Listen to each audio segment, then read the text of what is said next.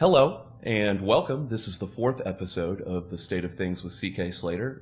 I am glad to present to you guys here today my fourth guest, Ward Blakely. Ward has a background in political politics, but I will let him get into that a little bit more. Good afternoon, and thank you for having me.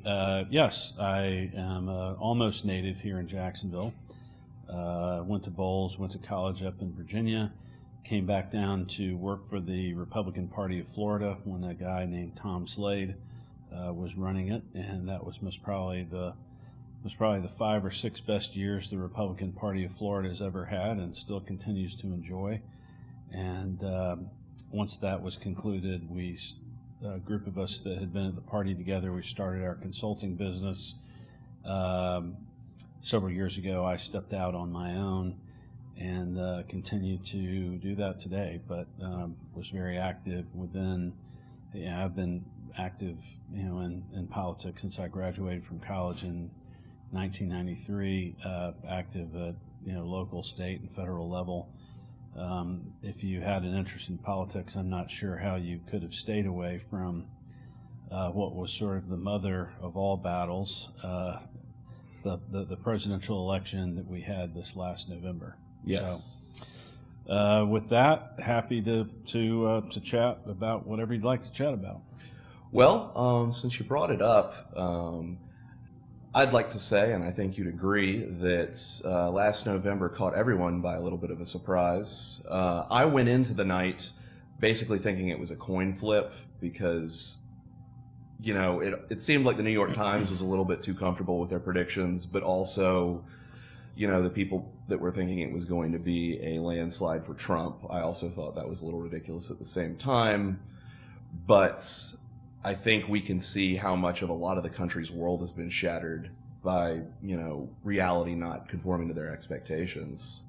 Absolutely, and I think that holds true even to today. I mean, the president is abroad on a historic, groundbreaking trip that's taken him thus far to Riyadh, and now currently in Israel, I believe. He just had a dual press conference with Prime Minister Netanyahu, and he from here goes to Rome and then on to Brussels. So very ambitious first trip.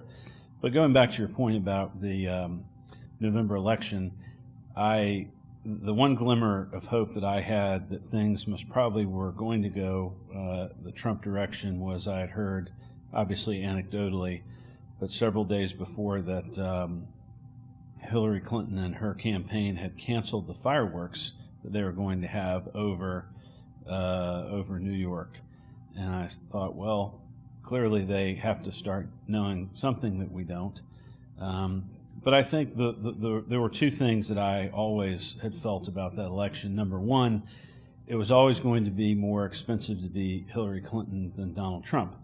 96 to 99% of the voters in the electorate, they know who Hillary Clinton is, and most importantly, they have a very well-defined view of whether they like her or not. Being Hillary is baked into running a campaign, whereas she's been defined in the political field for the last quarter century, yes. Whereas Trump is a little bit more of a bear in a cage, you don't know what he's going to do. Exactly. And the one thing is, as I was saying, it was very expensive to be her because the only way that she was going to win is she was going to out-motivate Trump's voters. Her voters were going to go to the polls and vote for her. If you weren't for Hillary, she nor her campaign could communicate to those people in any way that were going to force them to come over to her side. Clearly, early on in the campaign, they tried to do that, especially when the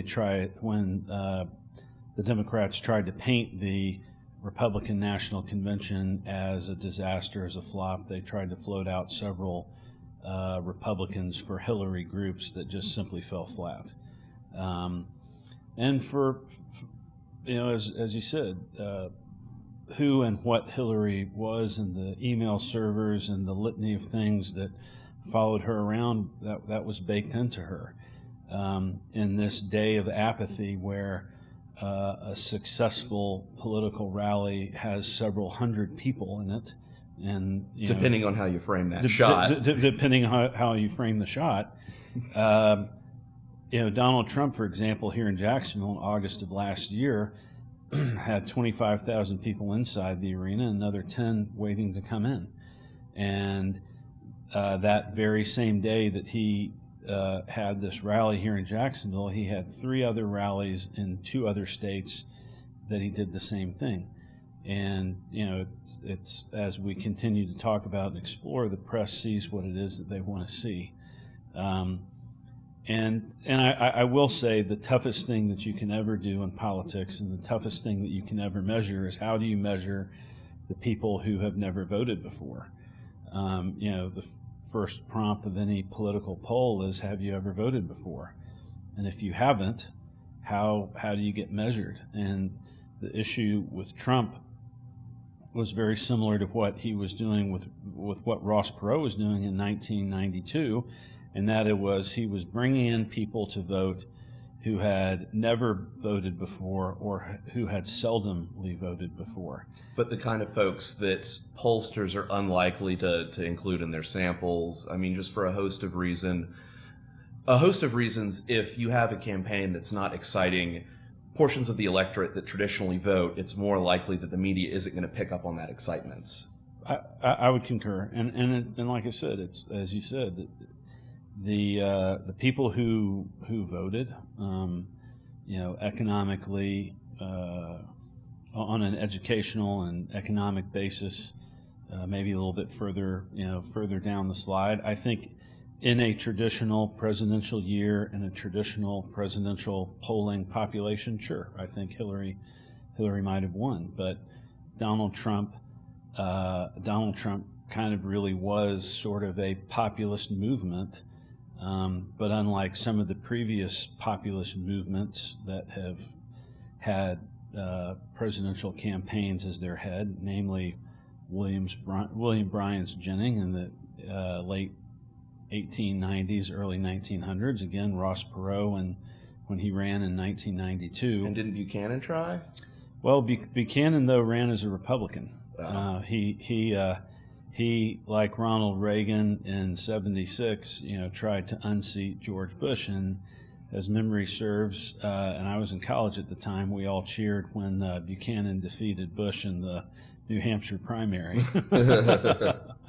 So, unfortunately, it was by then it was already too late for George Bush, and I think George Herbert Walker Bush, and the seeds of his defeat had already been sown. Had long prior to that been sown.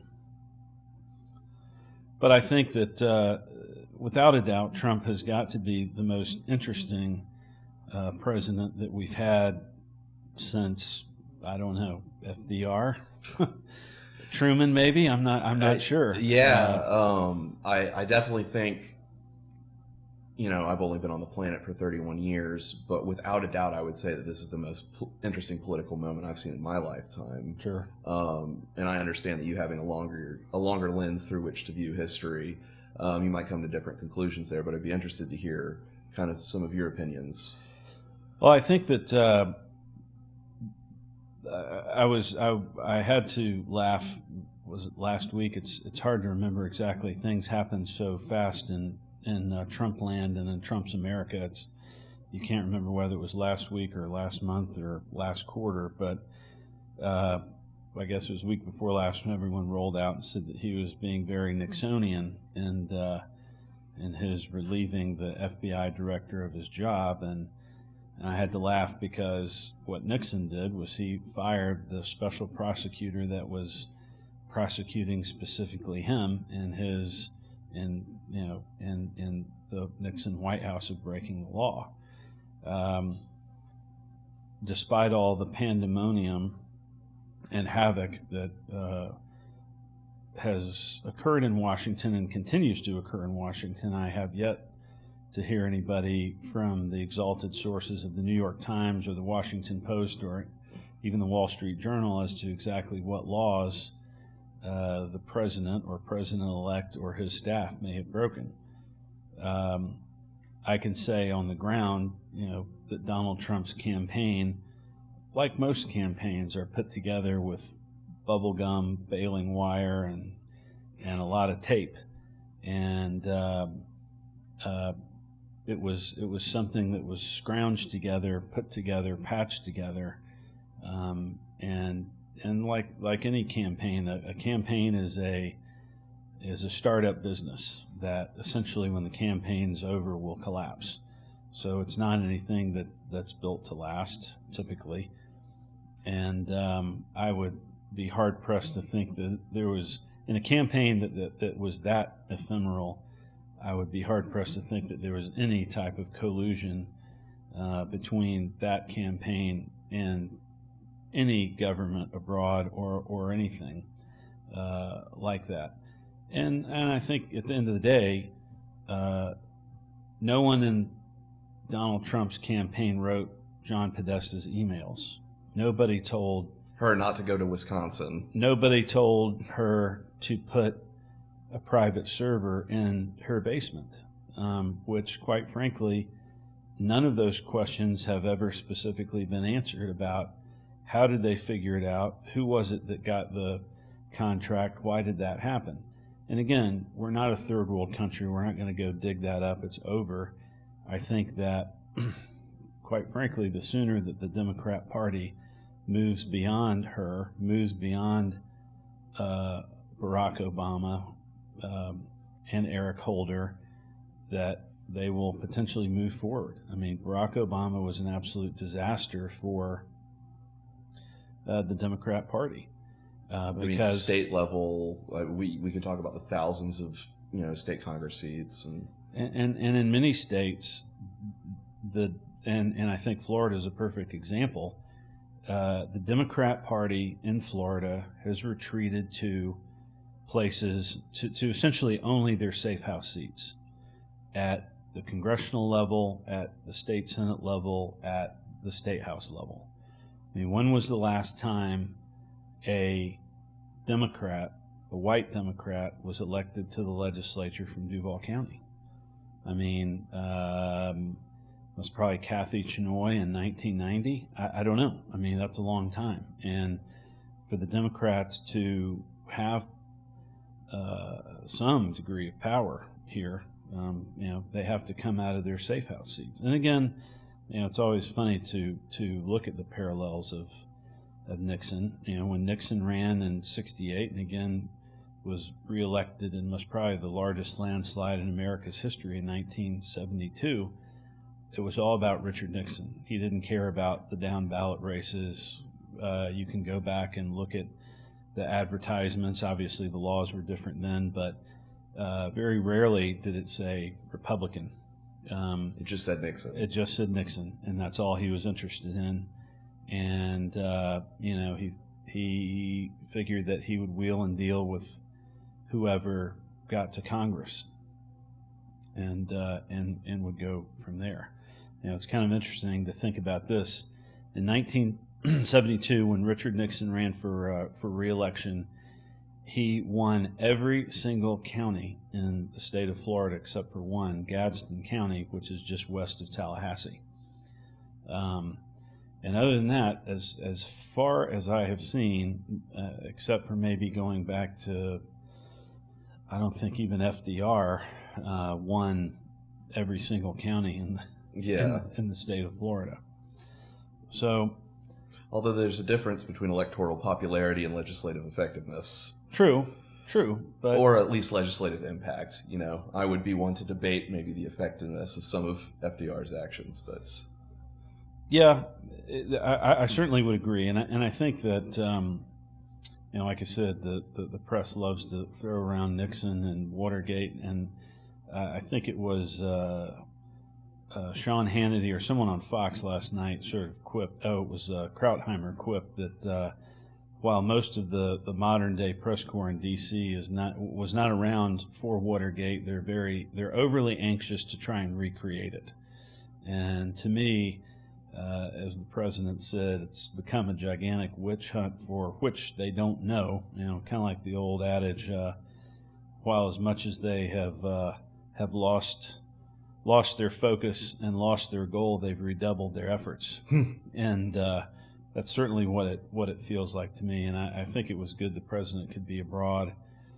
We have a holiday on this upcoming Monday, so hopefully the waters can calm a little bit and everybody can come back down to earth. But we'll see. We will see. Well, I think for a lot of things, it boils down for how long can the press keep this up? What's that endurance look like? But we will be right back. And we're back with the state of things with Ward Blakely. We were discussing a little bit more about the 2016 election, but I want to move a little bit forward from there and maybe take stock of what the last 100 days has looked like. When you were speaking earlier that it was good that Trump was out of the country and some of his actions in Riyadh, and now he's meeting with Bibi in Israel, I've actually been relatively happy with a lot of the foreign policy steps we've seen taken, as far as it's a break from the more contemplative diplomatic approach of the previous administration. I thought his actions in Syria and kind of the Moab strike in Afghanistan, but also his a new sheriff's in town kind of bravado with North Korea. I understand there should be some caution whenever it comes to saber rattling, but at the same time, I think it did a good job of crystallizing for the rest of the world that a change has happened and you're going to have to deal with us now as we are, not as we were. I agree, and I think as we had highlighted in the previous segment, the previous administration to make a decision, I think we could debate for quite a while. Did they ever make any decisions? Could they ever come to a conclusion? I think Syria is a perfect example. Speaking of the red line, and the world is a big, bad, ugly, dangerous place. We all wish that it were, the nice neighborhood with manicured lawns and everyone could keep their doors unlocked, but regrettably it isn't. And I think that the interesting thing is that it will be fun to see kind of the true ultimate unraveling of who and what Barack Obama was, because I don't think that we truly know the answer to that question yet. Eventually, the truth is always known. But I think that with the president or with the previous administration, they said there was a line in the sand that clearly didn't exist. It emboldened Putin to take Crimea. The next thing you know, an airliner gets shot down, and a lot of really, then we learned that our own government is shipping money in the middle of the night to Iran. $400 million. And a lot of really negative things had come to light that I think that the average American didn't care for. And I think going back to 2016, and as you and I had discussed in the break, just have completed reading the book about Hillary's campaign, Shattered. It was a good overall look at Clinton and her campaign and her apparatus. As the gentleman that I work for, Republican Party of Chairman Tom Slade, once said, sometimes what isn't told tells you more than what is told. And I would agree. I think the one thing that is surprising about Hillary and her campaign is that the degree to which they misunderstood the anger of the American public. And I think that anger was there for a lot of reasons. I mean, and I would say a lot of it was because of Barack Obama. I mean, the guy was elected on a very simple message in 2008 when our economy was cratering, and that was hope and change. And as a lot of people have observed, usually the most positive person running a presidential campaign wins. And I would qualify that you have to have a message. I don't know that you or I or a focus group of 50 people could have told you what Hillary Clinton's message was.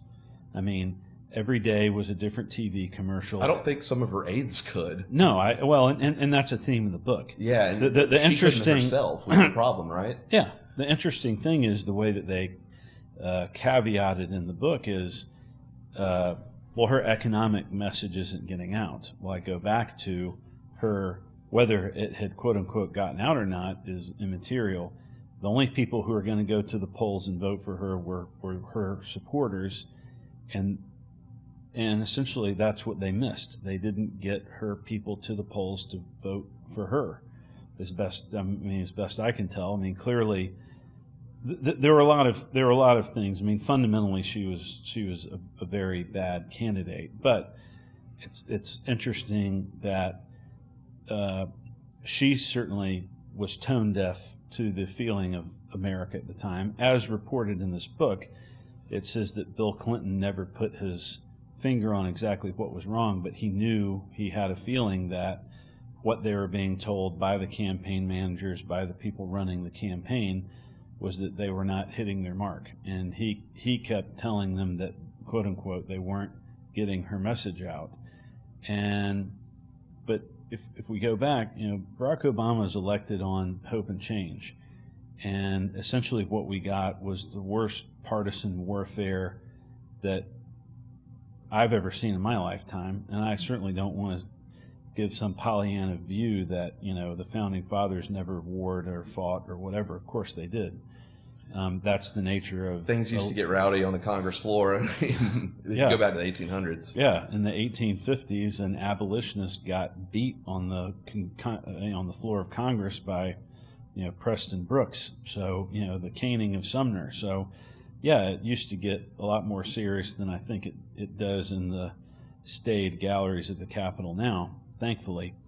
But Barack Obama clearly had a desire to wrench the country in a direction that I don't think it wanted to go in. Certainly it wasn't any direction that he had ever campaigned on or that he ever... It was kind of a bait and switch. It was, I'm going to do what I'm going to need to do to get elected, and then I'm going to use all the levers of power that I'm going to be able to pull to then sell a progressive message as moderation and then sell it again in 12. Yeah, and I, as I have said and I believe, if the man truly stood up and ever said, here's what I believe and here's why I believe it, not only would he have never been elected, he would have never been invited to the White House. We're all products of the community and the people that we grow up with. Barack Obama's grandparents that raised him were card-carrying members of the Communist Party of the United States. That's a different upbringing and a different trajectory and a different path than I think 99.9% of people who don't live in Greenwich Village, have a view of... or they hate Ashbury. Or hate Ashbury or some place like that, have for America. And I believe that is why there was so much angst and so much anger at where we were and what was happening to this country and the perception of what was happening to this country in the election of 2016. And, good, bad, or otherwise, of course, the press panned Donald Trump, panned his message. Quite frankly, his message was no different than Reagan's was in 1980, Make America Great Again. That was Ronald Reagan's message. Morning in America. Well, that was 84. Yeah. I think that Trump truly captured the zeitgeist, and clearly he ran through, 12, 15 other opponents in the Republican primary to do so, the very least of which was most probably the most successful. We can get into the intelligence of having that many candidates in a campaign, because I think there are multiple scenarios where I would have much preferred to have maybe 5 starting out and go from there. But that's another thing entirely. Well, and to your point earlier, you had said where do things go from here? I believe that as a Republican, I think we've had a first good 100 days. I had said the most important thing that the next president was going to do was going to fill the seat, the open seat in the Supreme Court of the United States. And that happened with a very capable, non-activist judge. I think we've got two other folks who are on the bench that will likely need to be replaced in the next several years. And I believe you're referring to Justices Kennedy and Ginsburg. That is correct. And I think, even Trump's former and continued political opponents and Senators Lindsey Graham and John McCain both said that Gorsuch would have been someone that they would have nominated had they received 100% more percentage points in support for their bids for presidency. So what's the future of the party? I don't know. I think that Donald Trump is certainly someone who is more conservative. I mean, granted, he was a businessman in New York City, which is a very cosmopolitan place to do business. You have to do business with a lot of different folks of different backgrounds, of political and religious stripes. Is Donald Trump, the perfect Ronald Reagan warrior? Maybe not. But did we expect him to be? I know I didn't. No. Was he someone that could beat Hillary? I always felt that he could. And the one thing that I always looked at is I looked at the one poll that looked at the country and said right track, wrong track. And I know a lot of people got caught up in Obama's personal popularity, which I never understood, but I guess there are people out there that liked him as a person, but who continually said this country's going in the wrong direction. And when the incumbent party has 70, when it's, rule of thumb is 50% or more of the people say the country's in the wrong direction, the incumbent party's in trouble. For Barack Obama, especially in his last 4 years, it hovered between 70 and 80%. For much further than that, and people start picking up guns. Mm-hmm. And thank goodness that didn't happen. But, where does the party go? There clearly is and continues to be a divide between Washington and the rest of the country. Mitch McConnell, a capable leader of the U.S. Senate, a creature of Washington. The Speaker, Paul Ryan, a complete 100% creation of the Washington establishment. He finished college and goes straight to Washington to work on the Hill. He knows nothing else. He's represented his district for, 28 years. Is he a capable speaker? Maybe. He certainly isn't a conservative. He's certainly a Washington functionary. And I think that for the party, the good news is that, and I was concerned about him during the election because it seemed like whenever he could, he stood up and got in Trump's way and always had to stand up. And I think part of that is living in the bubble of Washington where everybody seems to cower and quake at anything that the Washington Post or the New York Times has to say. And I think as a party that for us to move forward, we have to end that. In Tallahassee, the gentleman that I worked for in Tallahassee, the chairman of the Republican Party of Florida, Tom Slade, completely co-opted the press and brought them along as we took control of the state Senate in 1994, 1996, and then elected Jeb in 1998. Mm-hmm. He wasn't afraid of the press. He didn't cower to them. And as a matter of fact, he turned things around and pushed his own agenda.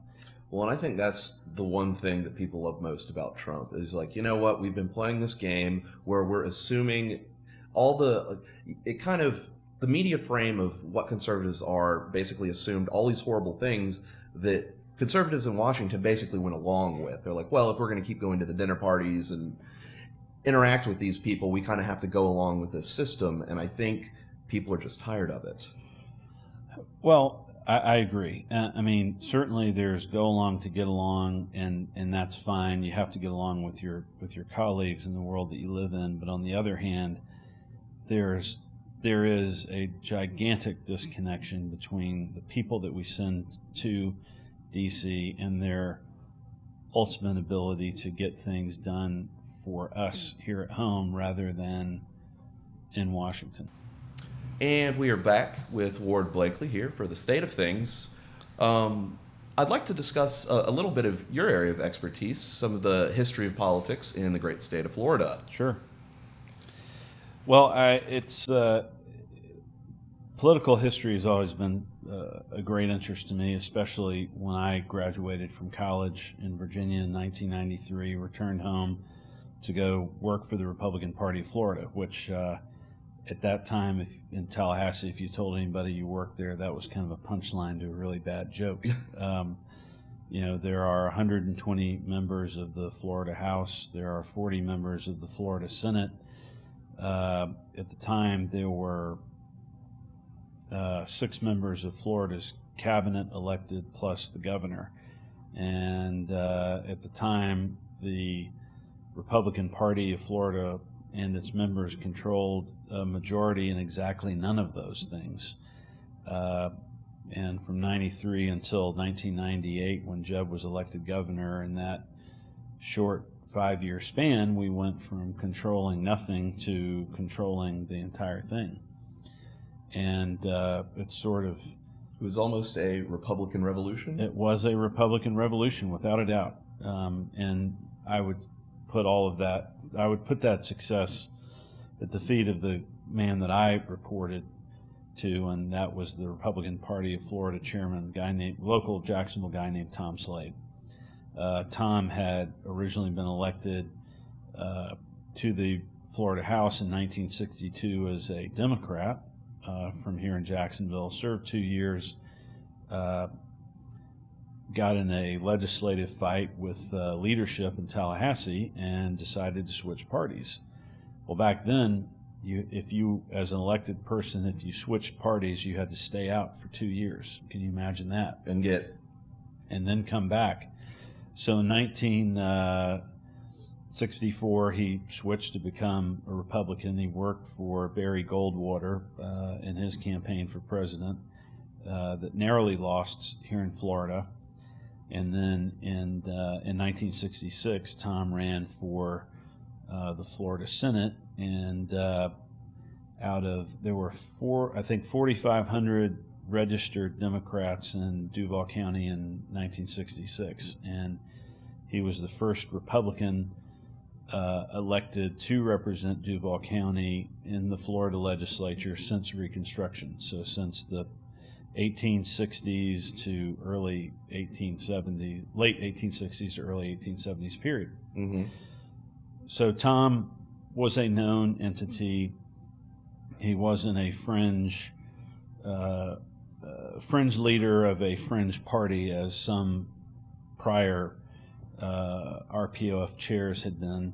He was a well-known commodity throughout the state. He had a razor wit and had an ability to go out and reach people, and had a network of people that he went out and raised money from. And his message was very simple, and it's one that continues to resonate in Florida today, and one that continues to keep the Democrats in power in the keep Republicans in power in the legislature, and that is, who knows what best to do with your money than you do.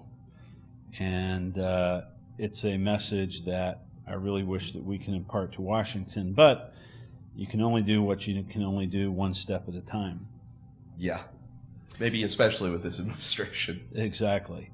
And I think the interesting thing about Florida is it's a high growth state, and the guy who moved here yesterday from a place very different from Florida doesn't understand, and we really have, in my opinion, done a very poor job of, in my opinion, the way that we run this state. And it's interesting how kind of modern Florida came to exist politically, and I would say modern Florida, post World War II era for sure. Florida, like a lot of states in the Southeast, and it's kind of hard to imagine that much prior to 1940 that there were only 1 million people in Florida, and that Florida duked it out with Mississippi and Maine to be last in the country in everything. Yeah. So obviously we're 25 million people ago from that. But the state of Florida changed dramatically population-wise from the end of World War II up until the early 60s, and had been certainly part and parcel of the solid South that all Democrat presidential candidates could count on for Florida to go with their party's nomination in securing, no more so than FDR. And following World War II, when suddenly the state's population, thanks to penicillin and air conditioning, started to grow exponentially, Florida's politics started to deviate from the Democrat Party, especially on the presidential level.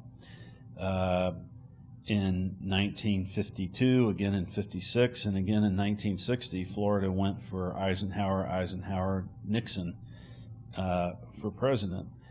The Democrats who controlled the legislature decided that they didn't like that trend of things at all. And the way that Florida's governor race used to be on the presidential year rather than as now it's in the off year. So the legislature got together and decided that they didn't want a Republican governor, because what could be more disturbing than that? Moved the gubernatorial election from the presidential year of 1964, where the 2.5 year. 2.5 year. In 1964, the Democrats had elected former longtime mayor of Jacksonville. I'm sure you've seen some of his buildings and are familiar with the name, Hayden Burns. Of course. He had been mayor of Jacksonville from the late 40s until he was elected governor in 1964, whose nickname happened to be Slick, among other things. The Democrat legislature said, "Hey, Slick, we know you just got elected, no problem. You're going to win nomination. Everything's going to be good. We're just going to make you run again. And hey, that way you can have 6 years instead of 4, because back then the governor in Florida could only serve 1 4-year term." So he didn't like the idea, but went along with it because that's what legislative leadership wanted out of him. And he was a go along to get along type of guy. And the only problem is nobody told the ultra-liberal mayor of Miami, a guy by the name of Robert King High, and he defeated Hayden Burns in the primary. And this little-known businessman from Jacksonville named Claude Kirk suddenly became a very interested person in having a very real chance at being elected governor of the state of Florida, because all of Hayden Burns and all of Hayden Burns' North Florida support switched over to Claude Kirk. And interestingly enough, Hayden Burns and all of his supporters, known as the Burns Blitzers, all turned out at Kirk for Kirk rallies, and they said, "Hey, this guy is a businessman, made a lot of money, doesn't really know anything about government. We're going to take control of it from him. He's going to get bored with it. He'll most probably resign." Sounds familiar, doesn't it? Mm-hmm. It's a similar theme that the Democrats seem to have in life, but that Republican businessmen are going to run, get elected, get bored, and they're going to take control. But it didn't happen then, and I don't think it's going to happen in 2017 either. So The funny thing is, so the state of Florida moves its gubernatorial election from the presidential year to the off year, and all because they want to prevent a Republican from being elected governor. And then what happens? November of 1966, Claude Kirk is elected as the 36th governor of the state of Florida, Republican. And at the time, that was a very significant thing, especially when you consider that in the states surrounding Florida, in the states in the Deep South, you had Lester Axe-Handle Maddox, who was the governor of Georgia, who said, segregation over his dead body while swinging an axe handle. Same thing, you had George Wallace in Alabama and other similar people throughout the South. Meanwhile, this particularly savvy, well-spoken, well-dressed guy in Claude Kirk becomes elected governor of the state of Florida, and it really put Florida and essentially Republicanism on a path to kind of where it is today in the Southeast.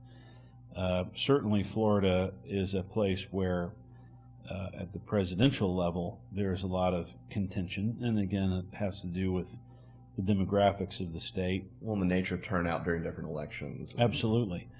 But on a state level, the Republican Party of Florida, the state is owned lock, stock, and barrel by the Republican Party of Florida. And that goes back directly to this gentleman who had been RPOF chair back in the early, mid, and late 90s, Tom Slade. He put the apparatus together that made that happen, and it continues to happen. The changing of momentum is very significant and very difficult, and it tells you the degree of separation that people felt at the time. Florida's taxes in the 80s and early 90s had skyrocketed, very similar to kind of nationally where we have been in the last couple of years. People were very dissatisfied with a lot of things that were happening in Florida. Crime was out of control. There was a perception that our infrastructure... you can take that to the whole country in that sure. that point in history, but go on. And again, just like last year, in our election, with the murder rate in cities doing what it did. Sure. Black Lives Matter, the fact that they could do whatever they wanted without impunity, very similar to the 80s and early 90s in Florida, where we didn't have enough prisons to hold the people, and the Democrats came out with the idea that we should furlough.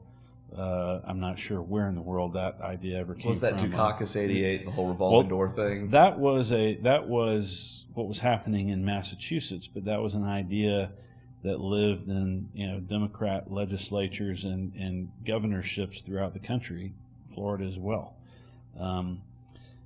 So that angst, that anger, Slade was very able to harness and sort of bring the Republican Party to the forefront in the state, and it has not relinquished that power since then. And I think, is Florida a better place because of it? And I absolutely think the answer is yes.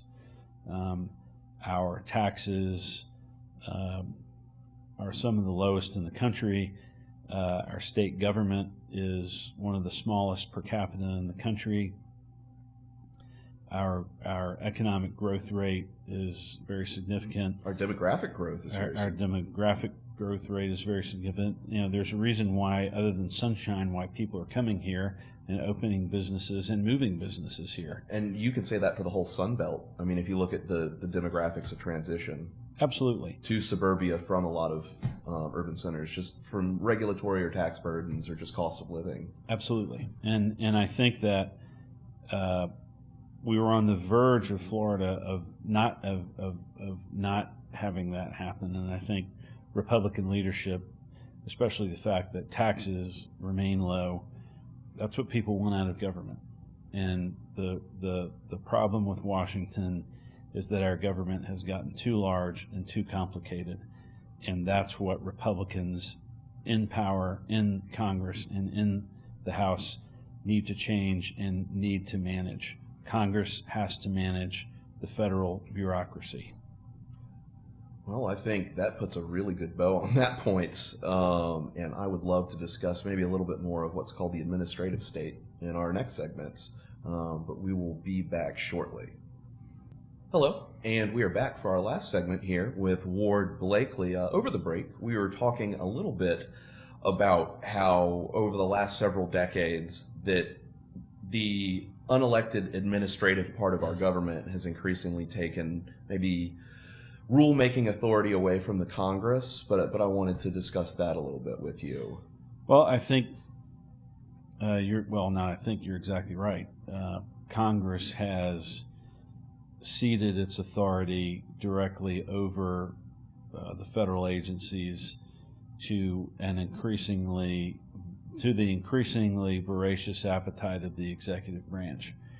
And I can't necessarily say, this is Barack Obama's fault or Bill Clinton's fault or it's it goes back too far. It is an issue, and in order to truly have the separate branches of government, the legislative branch needs to enact itself. And I think, again, if we come to a specific Florida example,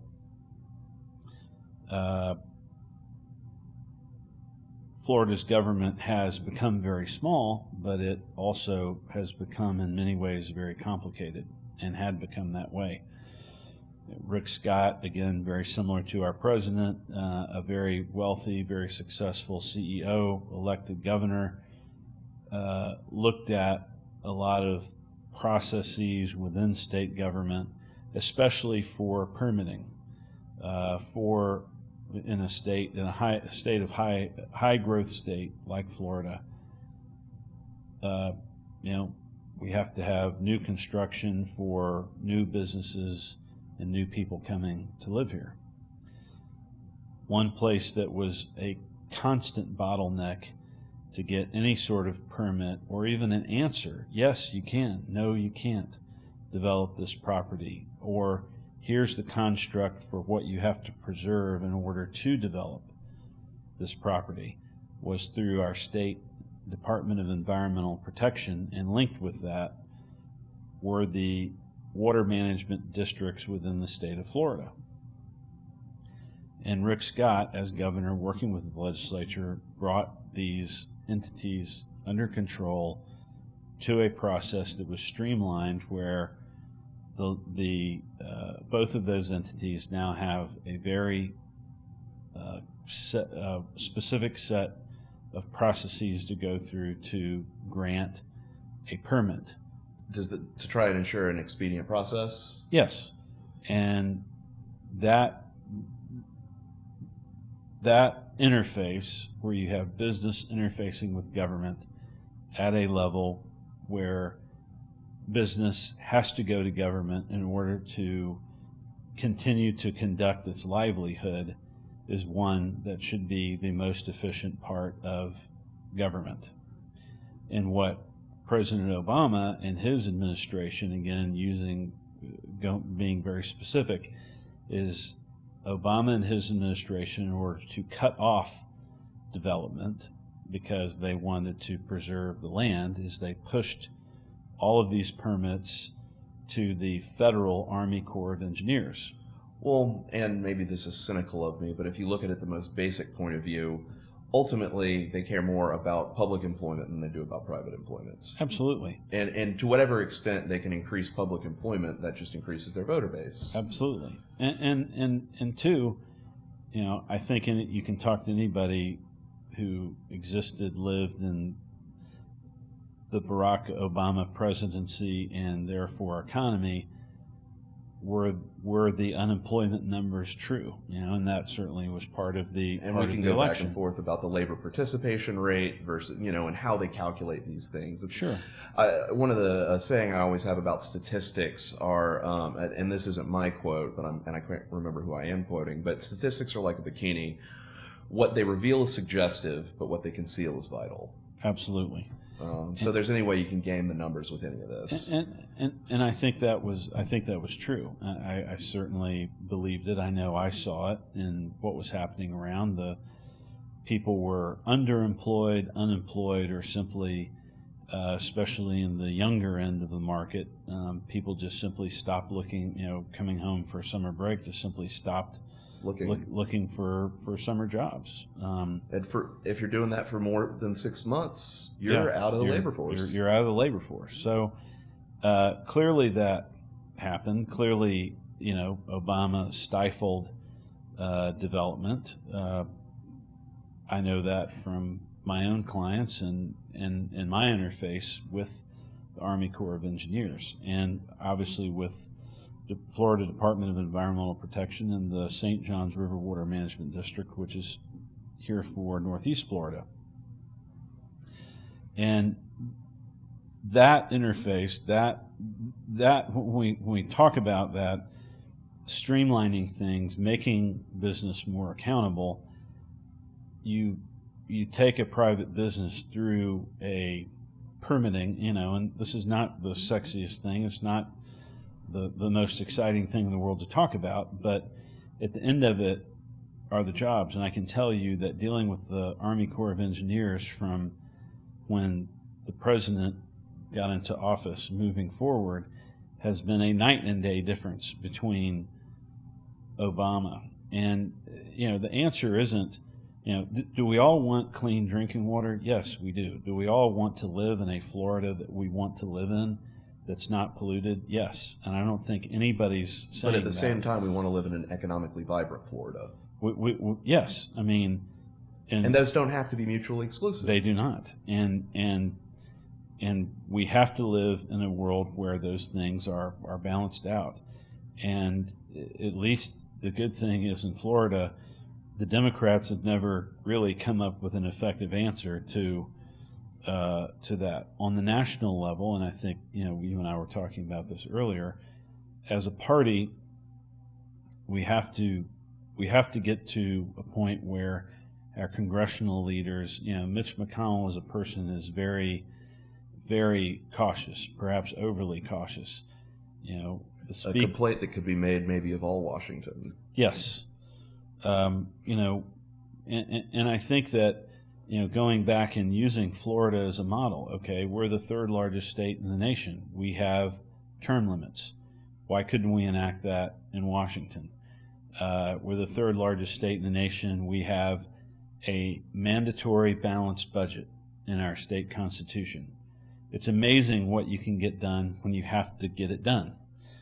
And that happens every single year. And oh, by the way, the Florida legislature only meets for 60 days every year. And they still get it done. We're not California, we're not Pennsylvania, we're not these states that have year-round legislatures. We're not like Congress where we meet. I didn't realize that other states had year-round. I don't know our state legislatures. I don't know how many. I think about a fourth of the country they have year-round legislatures. For example, South Carolina, they meet for almost 6 months. Again, 60 days for Florida. The governor here has line item veto power over the budget. And I think if we did those three things alone at a national level, those are simple, straightforward, easy things. And voters are going to get it. Sure, you may lose a really great guy in a Chaffetz or a Trey Gowdy. But you know what? It gives somebody else within the home district another chance. The founding fathers did not envision this as your congressional seat that you went to Washington and you owned it until you decided you didn't want it anymore, which is essentially the way it's going. Which is essentially the system that we've created. We've created a system where the toughest election you have is your initial one. You know, again, look at the local races here. And then you have that seat until you decide you don't want it anymore. Again, look at the local seats here.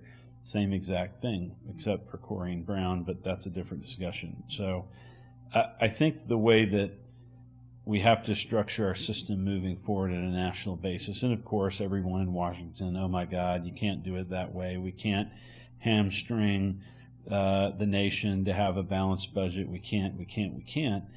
And I think that the answer is our president has 2 terms, our governor has 2 terms. That's an accepted and proven method.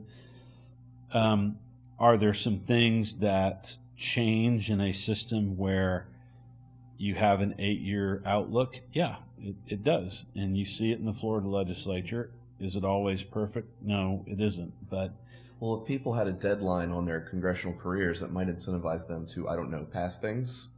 You know, where it's like, what's my legacy going to be? I'm not going to be here forever. True. And I saw that because when I was first in Tallahassee, there were no term limits. I mean, there were people who'd been in office. You know, I was at the time in my early 20s. There were people who had been in office twice the amount of time that I had been alive. You know, that is not what our system is structured to do. I mean, look at Washington. How many? I think I saw something, half of Congress, both the Senate and the House, have been there for more than 32 years. And that's a long time. That's a ridiculous statistic. I'm sorry, but after a while you start losing the pulse and understanding of what it is that you're there to do. Who your people are. And I think no clearer example of that is Hillary Clinton. She's lived inside the bubble. The bulk of her adult lifehood, and she didn't understand the angst and anger that was happening out. Who was the Republican congressional leader that lost that surprised everyone before the? You know who I'm talking about. He was, and he lost to kind of a firebrand guy. The guy out of he was a guy out of Richmond, Virginia. And a tip of my tongue. I can picture him as well. Eric Cantor. Eric Cantor, and a perfect example. You know, is Eric Cantor a guy that you'd invite here into the room to have a beer and have a great conversation with? Yeah, a good guy. I think the same thing of Speaker Ryan. You know, is he a good guy? Is he a good American? Does he care and love his country? Yes, he does.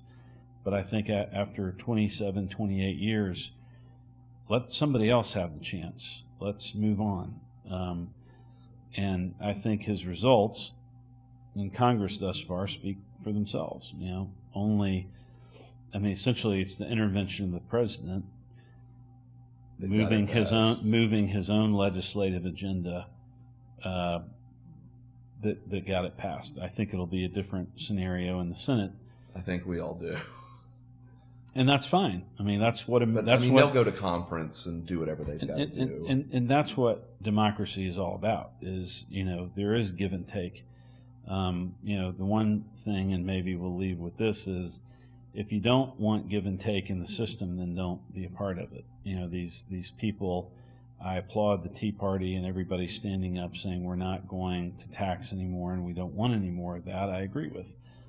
But if you say you're going to be part of a democratic system and you're not going to negotiate, then my God, I'd love to know what the hell their home lives are like, because you know, we all have to compromise and negotiate on everything. So, at any rate, I hope that we move and make the nation, that we make the construct in Washington similar to what we have in Tallahassee, where we have a mandatory balanced budget, that we mandate that one-time monies are not used for ongoing projects, and that we give the president a line item veto, and that we create a system of term limits. Is it 8 years? Is it 12 years? Is it 16 years? Is it 4 years? I don't know the answer to that. But I think it's interesting, and I tell everyone around the country, the day that the nation's debt was downgraded, Florida's debt was upgraded. I believe now it's the priciest debt in the country because we have and continue to manage it through a construct where government is limited, and that is always the best answer. And forced to be economically accountable. Yes. Well, Ward, I'd like to thank you very much for joining me here today. It has been a pleasure to get to speak with you, and eventually I look forward to doing it again. I will be here with bells ringing. All right. Well, thank you all very much, and I'll see you next time.